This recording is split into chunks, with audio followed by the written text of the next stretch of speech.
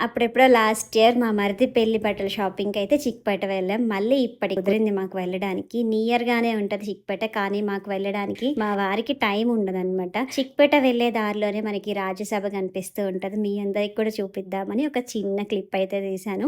చూసేసేయండి. ఫైనల్‌గా మార్కెట్‌కి రీచ్ అయిపోయాం. సండే మాత్రం ఫుల్‌గా స్ట్రీట్ షాపింగ్ ఉంటది. చాలా తక్కువ కాస్ట్‌కి క్లాతింగ్, జ్యువెలరీ, మొక్కలు కూడా అయితే 25 రూపీస్‌కి ఈచ్ పీస్ దొరుకుతదండి. చాలా తక్కువ కాస్ట్. నేనైతే ఏం తీసుకోలేదు.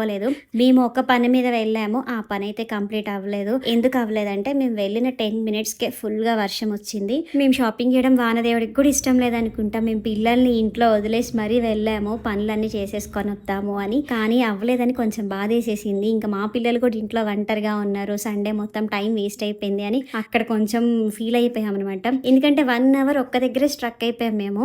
ఏం చేయలేము. ఒక్కొక్కసారి జరుగుతూ ఉంటాయి. అలా వెళ్ళిపోకుండా ఒక చిన్న లైక్ ఇచ్చేసి వెళ్ళండి.